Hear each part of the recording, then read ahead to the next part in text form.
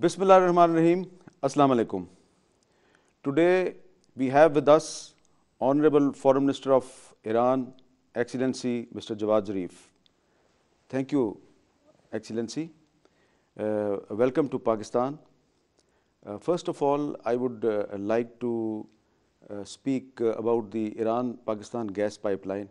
According to some media reports, Iran is going to International Court of Justice on the issue of Iran-Pakistan gas pipeline. Would you like to say something about this? What is the latest position of Iran on this issue? Bismillah ar-Rahman ar-Rahim. First of all, let me begin by expressing my salams to our brothers and sisters in Pakistan. We hold Pakistan very dearly in Iran. And for us, Pakistan is an emotional attachment. In addition to a country with whom we have 70 years of bilateral relations and a long history that goes back millennia. In fact, Iran was the first country to recognize Pakistan and to establish diplomatic relations with Pakistan, and we're proud of that. And for the past 70 years, we've always been together with Pakistan. We've had ups and downs, but we've always been friends and will remain friends forever. Inshallah. Inshallah.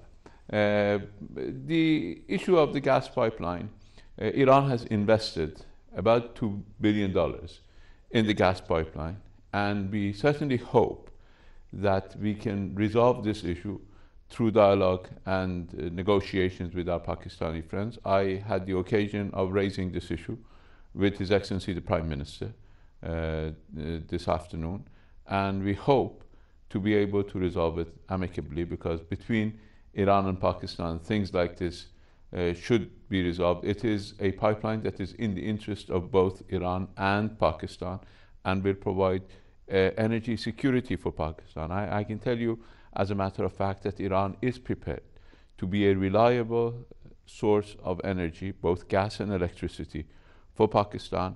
And I hope that the projects that we have either signed before, like the Iran-Pakistan gas pipeline, as well as electricity projects, could go ahead with the cooperation of both countries. This gas pipeline project is still alive.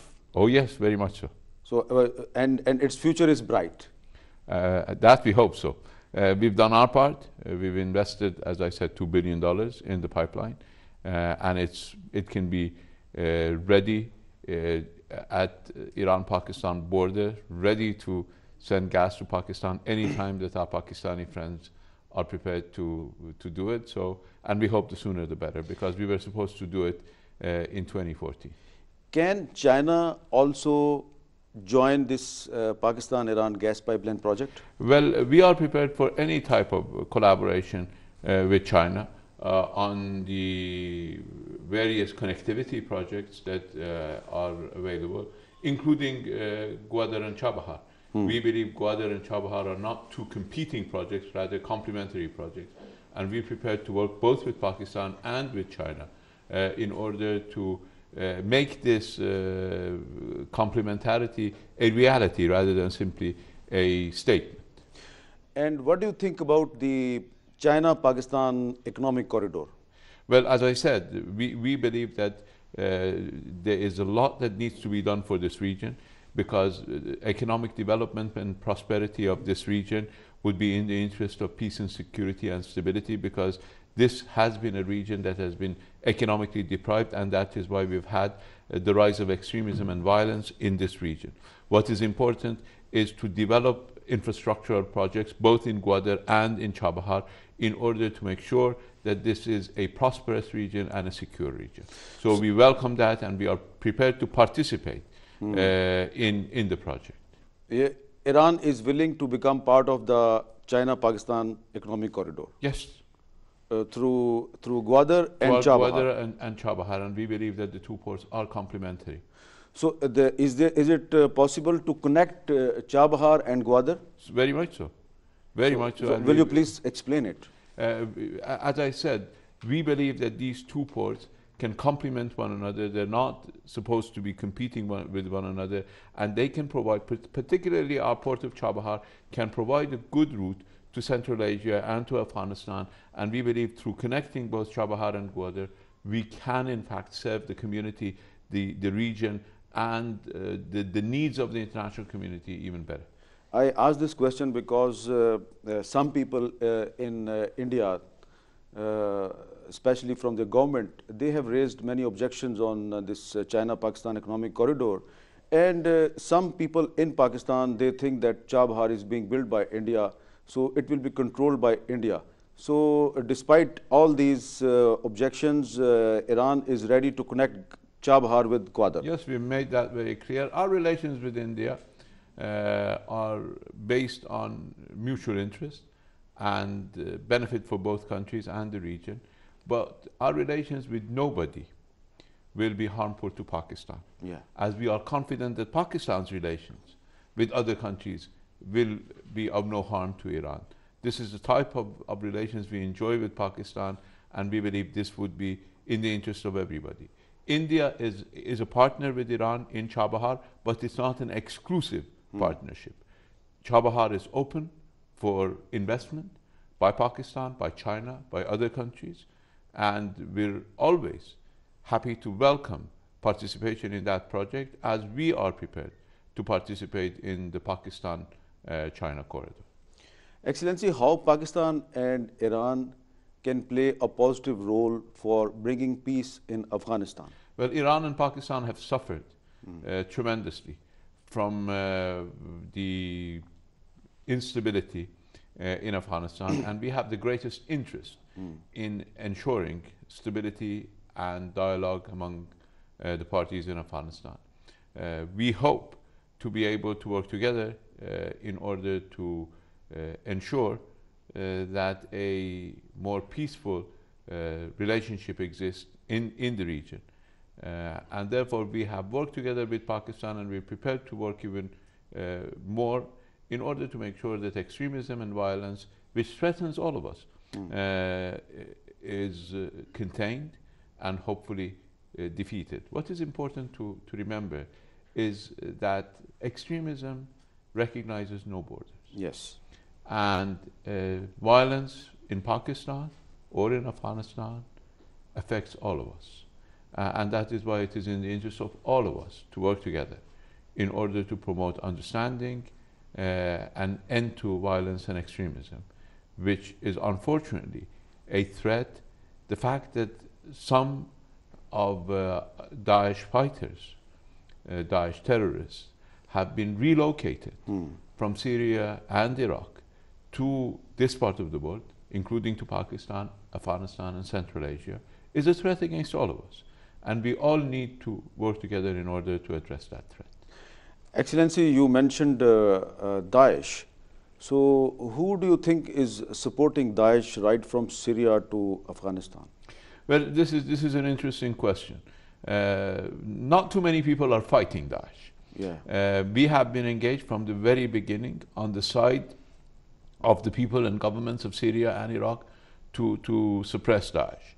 Unfortunately, we have seen Daesh fighters being airlifted from various battle zones where they are being defeated, where they are surrounded, and unfortunately some of them end up in Afghanistan or in Pakistan or elsewhere, and that shows that there are some forces behind them. We know the background. We know who supported Daesh in the beginning. We know who armed Daesh. There are now evidence in the Western press about the fact that US and Saudi arms were in the hands of Daesh.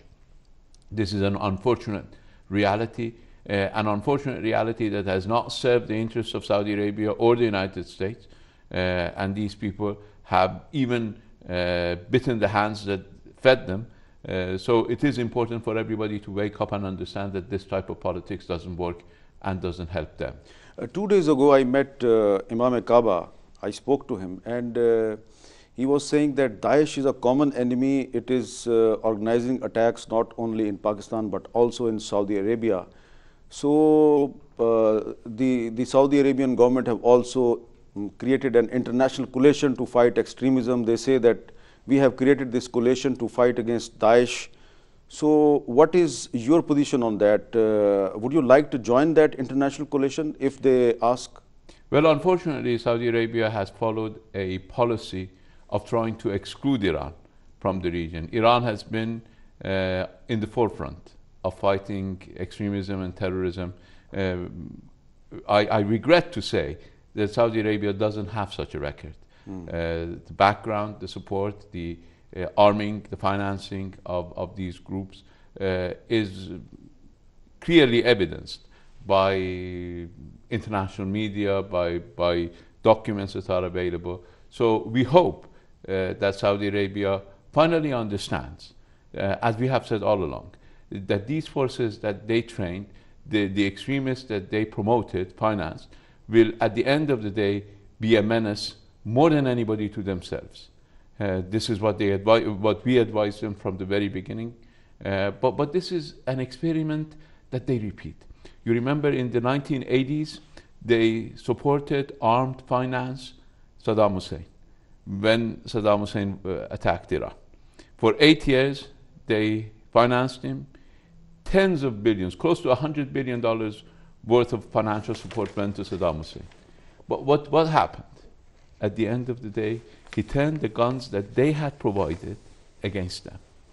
This is exactly what happened with Al-Qaeda. This is exactly what's happening with Daesh. And this should waken up our Saudi neighbors to the reality that this type of policy, this paradigm based on which they operate, needs to change. And when it changes, we will have a different security scheme in our region, a scheme that would be in the interest of everybody in our region. I would like to discuss the possibility of a rapprochement between Saudi Arabia and Iran. But before that, I would like to ask you that when we talk to the Saudi officials, they say that Iran always try to export their revolution in other countries, and they are interfering in the internal affairs of Saudi Arabia.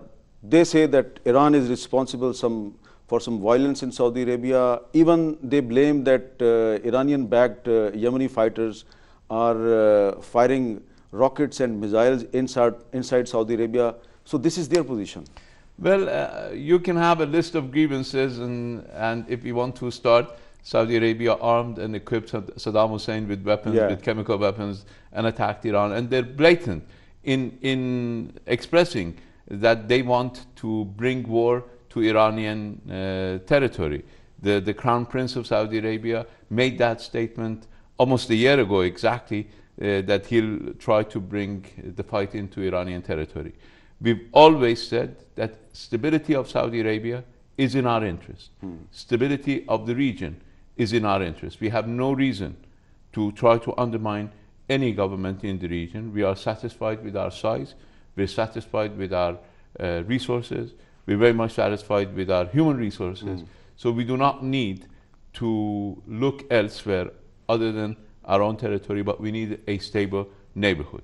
We have made offers for dialogue starting in 1985. Our offer became the basis for a Security Council resolution. Unfortunately, our neighbors have always had this illusion that they can buy security from elsewhere. Security cannot be purchased. Security needs to be based on solid foundations. When you want to purchase security, then you have to accept a president of a different country basically making fun of you, saying that I'm going to this region to milk them. This is insulting.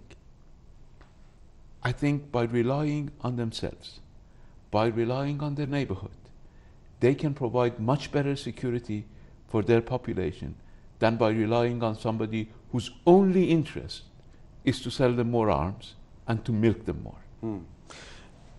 Pakistan is trying to bridge gaps between Saudi Arabia and Iran, and some Pakistani officials, they visited Saudi Arabia, they visited Iran. So would you like to tell us about the efforts of Pakistan to mediate between Saudi Arabia and Iran? When former Prime Minister Nawaz Sharif came to Iran and offered to play a role, we immediately welcomed his effort. Unfortunately, he was not as warmly received in Saudi Arabia on this particular proposal. He was warmly received, but not on this particular. There was no reception to his suggestion of providing good offices. We believe that the role that Pakistan can play is an extremely important role. We have confidence in Pakistan. As I said, we know that Pakistan will never take action to harm our interests, and Pakistan knows that Iran will never take action to harm Pakistan's interests, nor do we allow our territory to be used against Pakistan, and we have the same confidence in our Pakistani brothers and sisters. Therefore, we believe that Pakistan can play an important role, but more importantly, we believe that all of us need to have a paradigm shift in dealing with this region.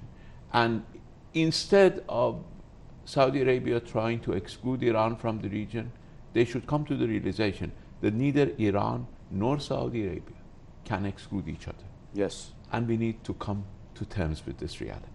Once we come to terms with this reality, then we will shift from a paradigm based on rivalry and exclusion to a paradigm based on inclusion, engagement, and cooperation. And there is a lot that binds us together, including the threat of Daesh.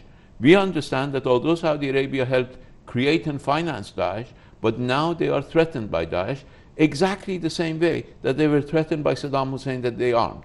So we are ready to help in a process of fighting our common enemies together.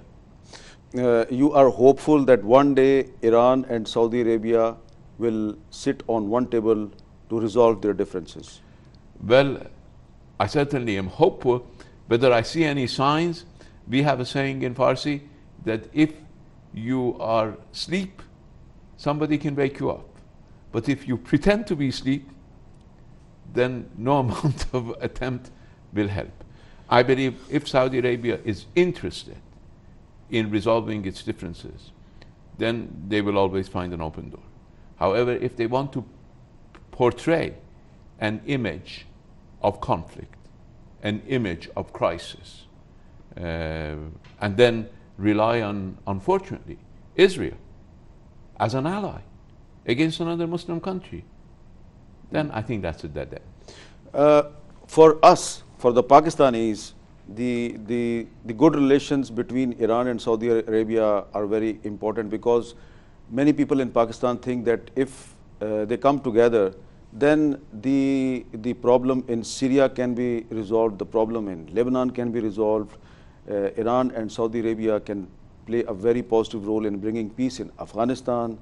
If they come together, then they can also play some role for the resolution of other problems, like the problem of Palestine.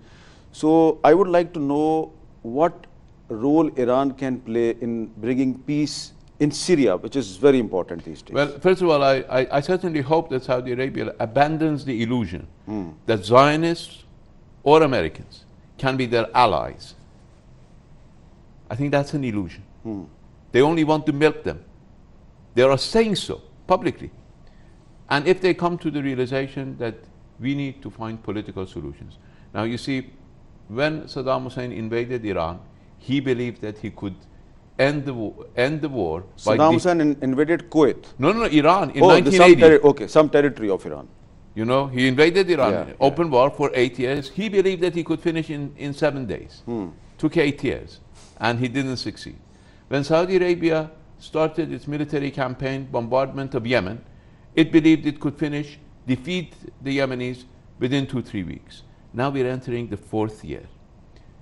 So the operating principle in all these conflicts, be it Syria, you remember in Syria, when the war started 7 years ago, they said it will end by the end of Ramadan. Now we've had 7 Ramadans since then. A lot of people got killed. A lot of arms went to the terrorists.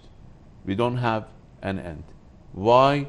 Because none of these conflicts have a military solution.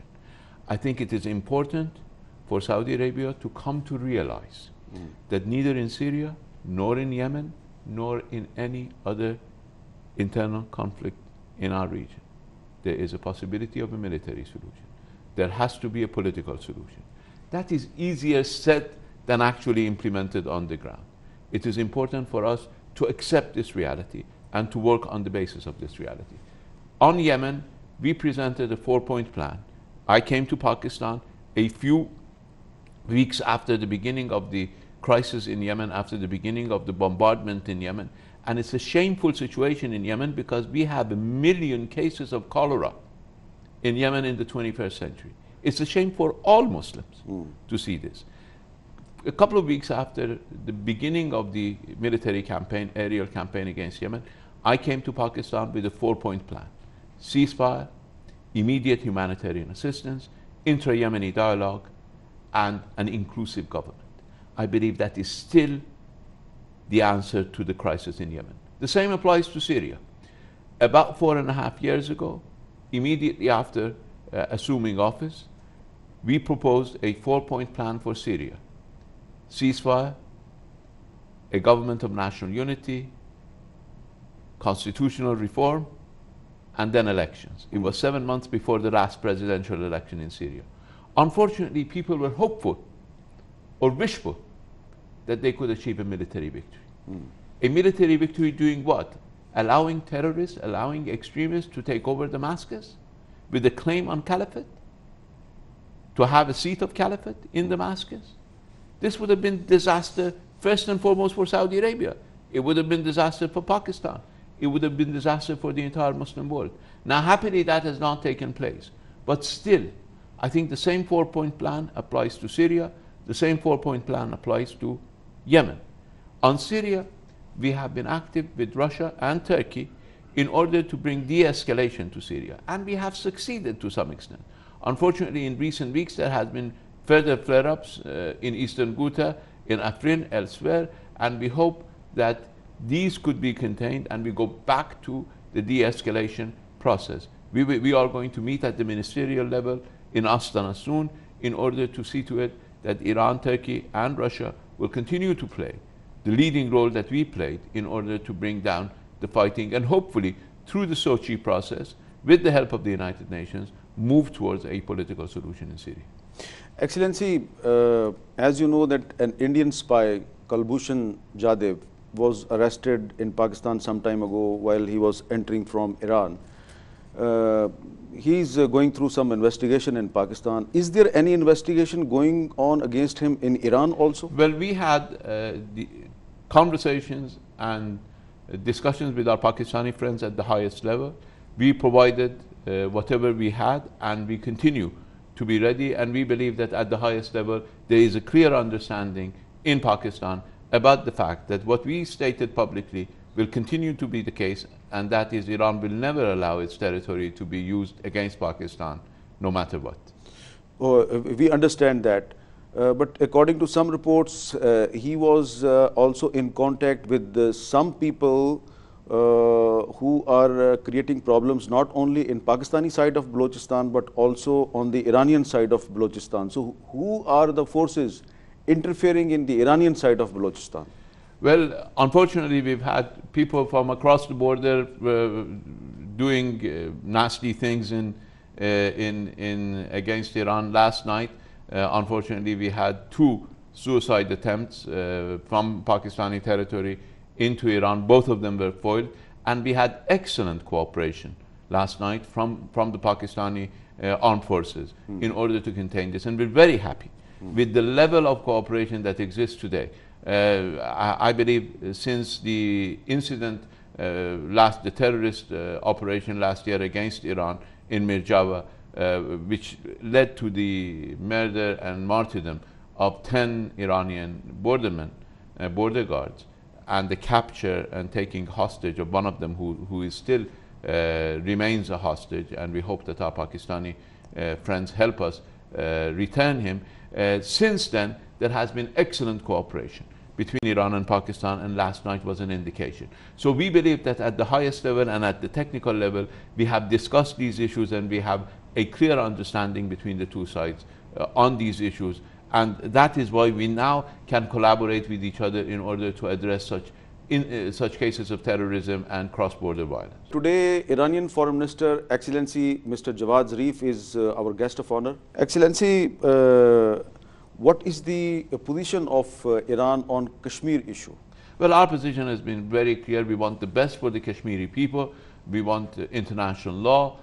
We want this issue to be addressed through peaceful means, and we have always made ourselves ready and available to be of assistance on this issue, and that remains our position ever since the beginning of this crisis, and we continue to call for a resolution of this crisis, and if we can be of any assistance, we are prepared to provide. Can Iran play any role for the resolution of the Kashmir dispute?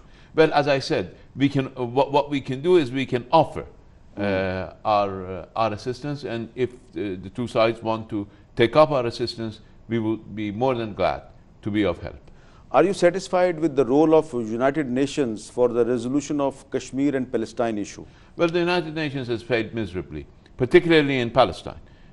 We now know the developments, particularly the declaration of Al-Quds Sharif as the capital of the Zionist entity by the United States. And unfortunately, the United Nations has not been able, other than passing a resolution in the General Assembly, the United Nations has not been in a position to do a great deal on this issue. So unfortunately, we have to say that on these issues, the United States has been a hostage. The United Nations has been a hostage to particularly US aims and aspirations. Excellency, how can we promote economic relations between Iran and Pakistan? Well, actually, economic cooperation between Iran and Pakistan has increased over the last 2 years. 35% increase in 2016, 50% increase in the first 9 months of 2017. So we're doing pretty well. But we need to make more progress, because our leaders have set a goal of reaching $5 billion by 2021. This year, we went above $1 billion, but there is much more that we can achieve. We believe that we have to be able to meet the $5 billion goal even before 2021. Various possibilities. We need to enhance our banking cooperation. Today, as you know, I came with a strong business delegation, and they were able, including representatives of our central bank, they have been in touch with their counterparts here in Pakistan in order to move that process forward. We had a very good meeting, a number of good meetings, a business forum with high-level participation from Iranian business community, a number of CEOs, and high-level participation from the Islamabad business community, and hopefully tomorrow we will have the same thing in Karachi. And these are attempts to further expand and enhance our bilateral economic relations. There are many areas of complementarity between Iran and Pakistan. We have made advances in high technology areas. Pakistan has made advances in similar areas, and that is why our scientists, our companies, our factories can complement each other, and we can make further progress in the interest of both countries. Excellency, there is a Iqbal-e-Lahori Institute in Mashhad. It is for the higher studies, and Iqbal-e-Lahori is very popular in Iran. And in Pakistan, Firdausi and other Persian poets like Shirazi, Hafiz Shirazi, they are very popular. So would you like to say something about our common heritage?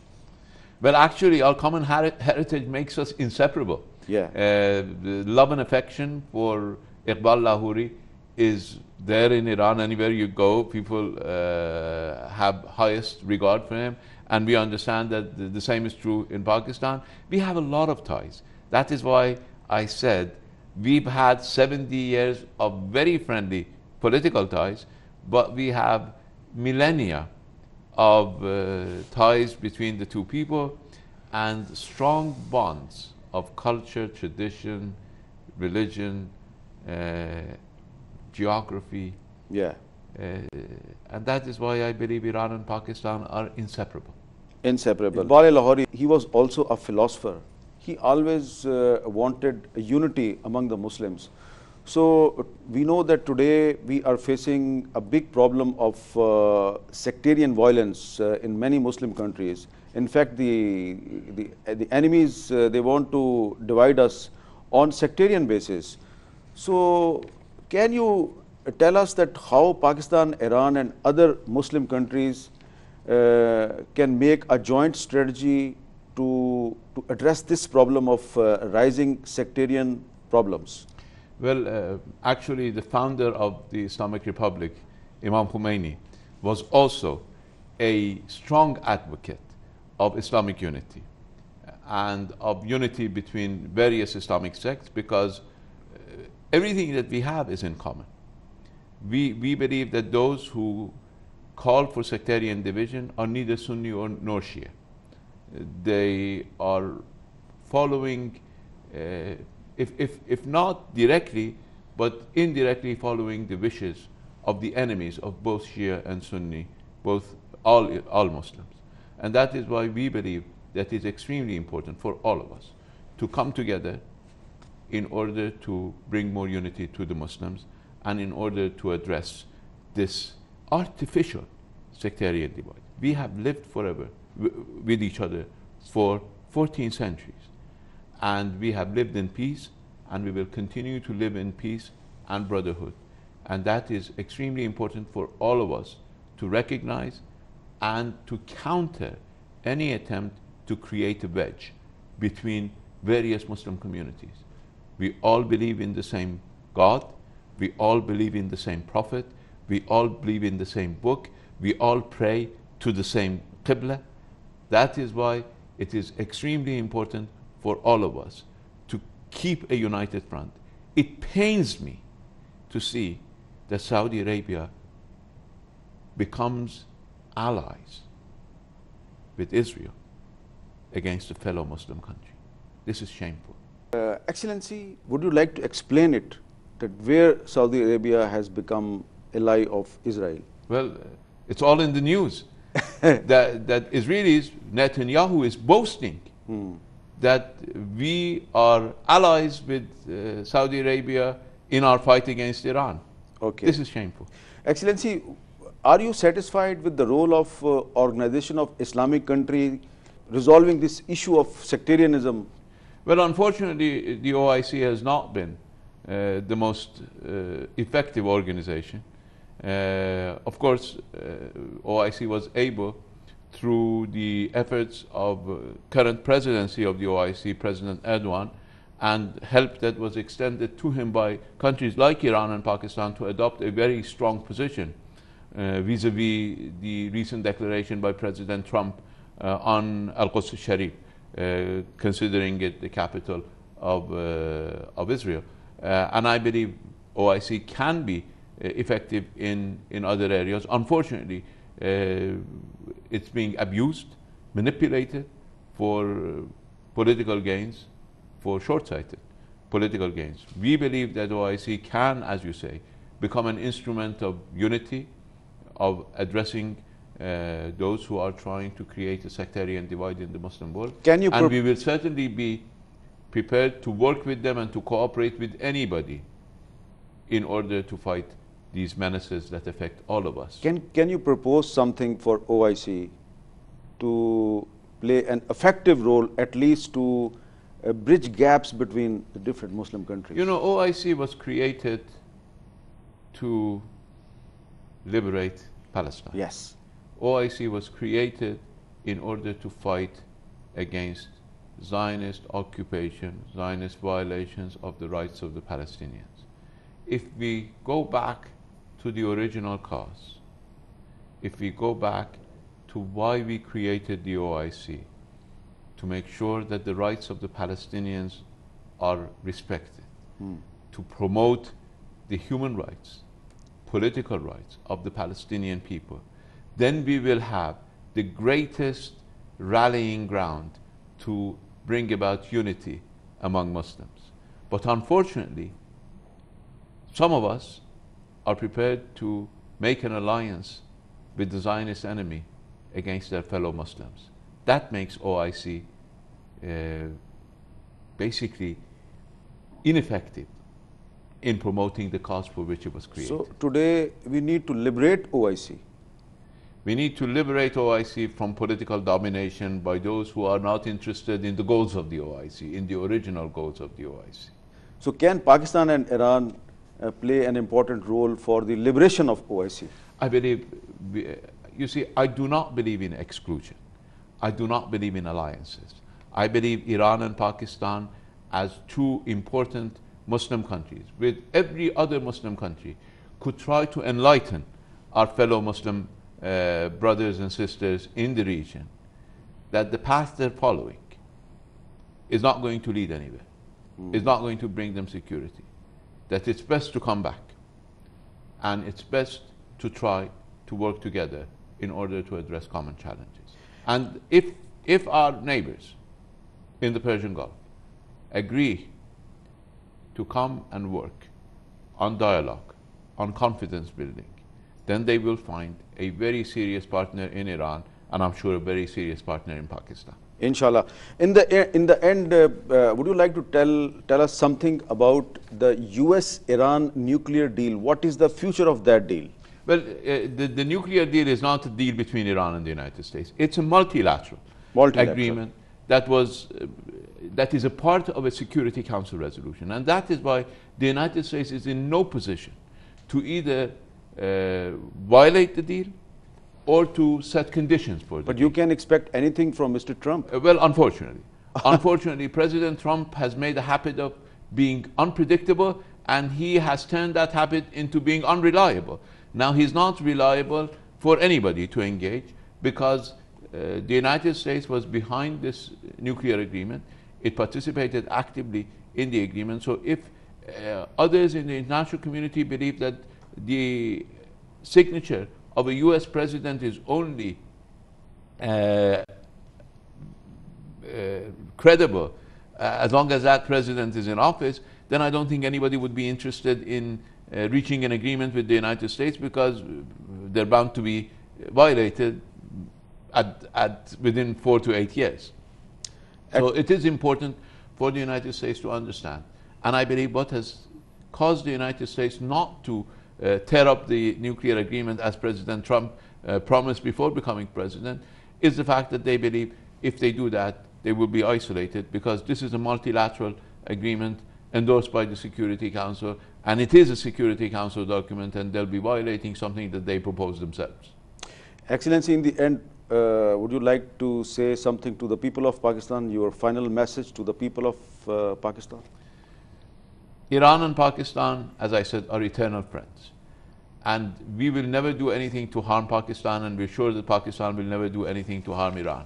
We want always to maintain, to strengthen, and to expand friendly relations, brotherly relations with our brothers and sisters in Pakistan, and they will always find Iranians ready to work with them in all fields. There are no ceilings to what we can do together. Thank you, sir. Thank you.